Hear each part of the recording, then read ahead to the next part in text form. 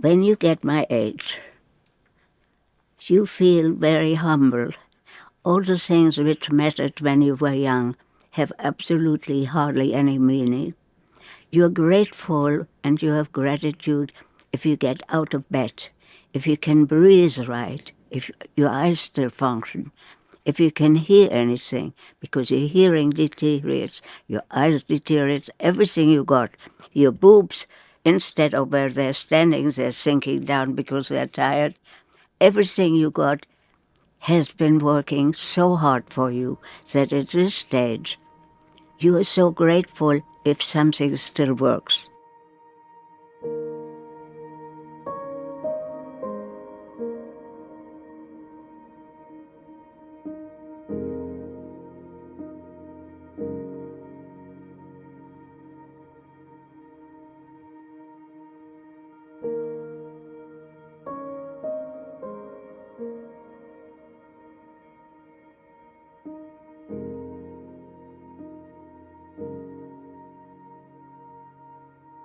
Because we are brought up in a society where there's so many advertising which push you, your figure, you cannot be too fat, you cannot do this, you cannot do that, and you can do and should do this, and you should do that.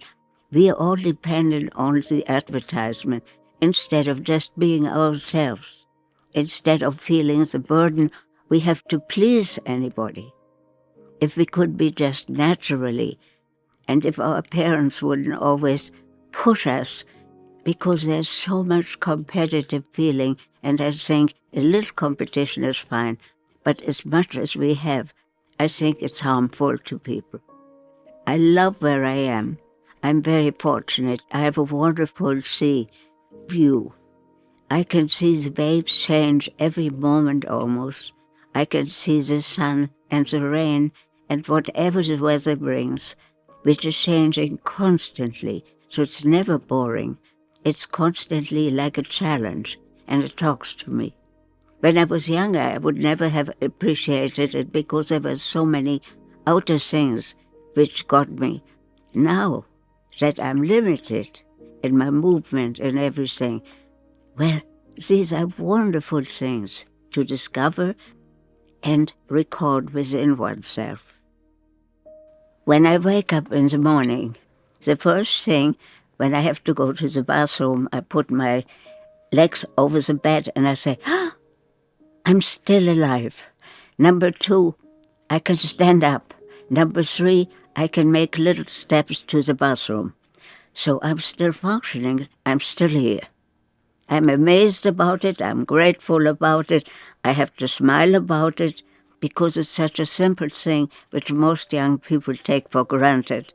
For me, it's a miracle. All of us have more than we give ourselves credit for, and we should look never what we haven't got, but we should look at the things which we do have. If we have eyesight, if we have hearing, if we can eat, we have our teeth. Even if we don't have our teeth, we can have them made.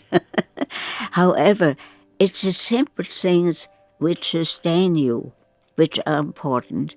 All the other things are like bonuses, and you can live very well without it. You don't have to have it. Never look at the things you haven't got, but look at the things which you do possess, which you do have, or which you have accomplished. And when you're down in the dumps sometimes, it's good to look at something which you have accomplished, which is all your own. And it can be a very simple thing. It can be having made a very good bread, or having made a good dish, or it could be making somebody happy who was very unhappy. I mean, these are little things which everybody can do. There is no rich or poor, there is no what you look like, or if you're male or female. It simply is. It exists, and we have to take advantage of that.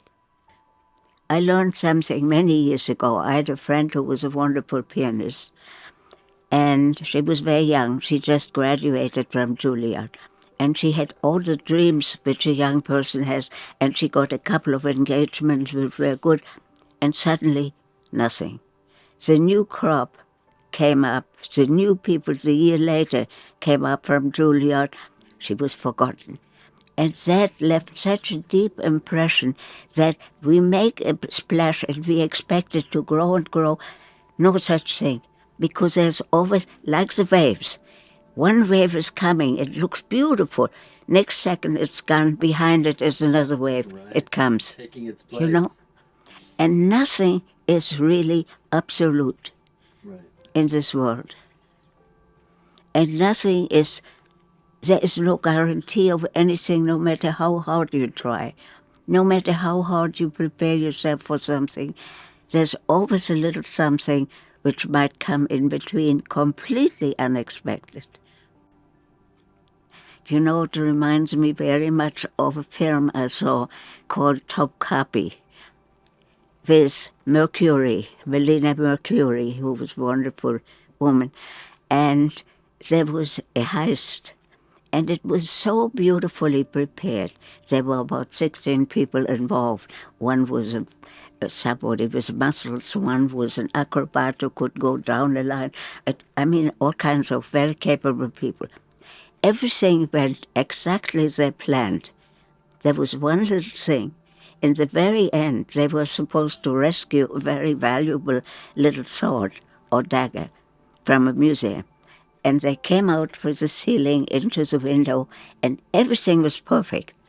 The guy who was the last guy to go out left a tiny little thing of the window open, and a little bird came flying in.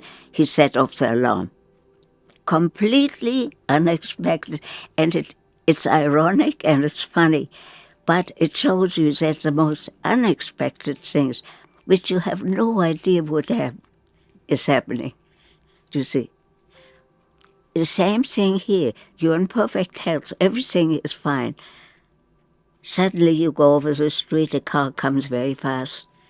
You know, I have a story about that.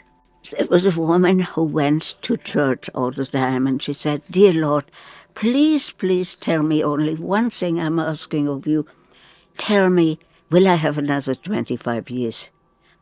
And after about a year going each day to church, she saw a cloud coming on, and a voice comes out of that cloud. It says, yes. She went to all kinds of doctors. She had her beard done, she had her boobs done, she had her teeth done, her eyes done, everything that could be done, and she looked absolutely beautiful when she was all redone. And she is very happy about it. And she comes out of that hospital, and she goes across the street, and a truck comes unexpected, bzzzt, and she's dead. She comes into heaven, and she comes into heaven full of anger, and she said, "Dear Lord, you promised me. How could you go back on your promise? You were supposed to hold your promises. Please, please tell me what is wrong." And she hears a cloud. Out of the cloud comes this voice, "Because I didn't recognize you." And that is so true. It is funny, but it's also something which shows you, you know, we are so responsible for whatever it is we do. We have the responsibility to do it. Suppose she wouldn't have done all that. She would have had her 25 years. So you see, it's all unpredictable, really. I have a lot of stories.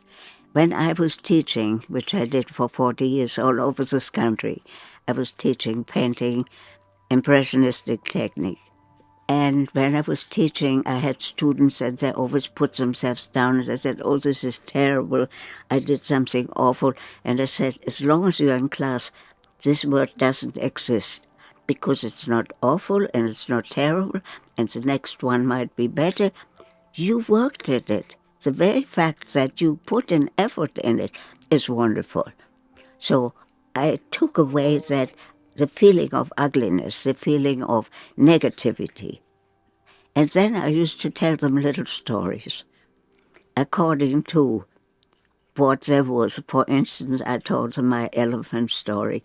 a mosquito did a favor for an elephant. What, we don't know. However, the elephant was very grateful and he said, I would like to do something else for you. What can I do for you? And the mosquitoes hemmed and hawed and she said, well, I always wanted to have sex with an elephant. The elephant said, go ahead. It's on me, darling. Little mosquito goes all around this big elephant. He's very big. Finally, she arrives in the rear end, and just about she wants to get in, where a big coconut falls on the trunk of the elephant. Elephant says, ouch! Little mosquito goes around big elephant, says, did I hurt you, darling? Now, this is for people who always think they're in charge. And it is so exaggerated that if you don't see that and you listen to that story, it becomes very clear to you what you do.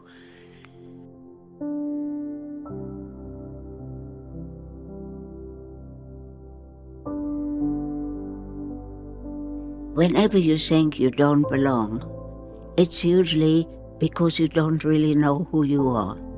And you're in that doubt, so you don't know who you are. How would you know where you belong?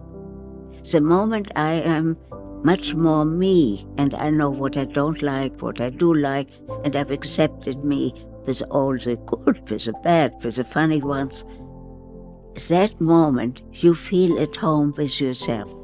And then you also feel at home with somebody else, because you do not have to impress anybody. You don't have to play up to anything.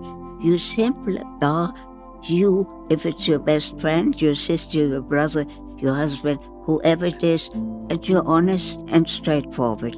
And that takes so much of a burden away from.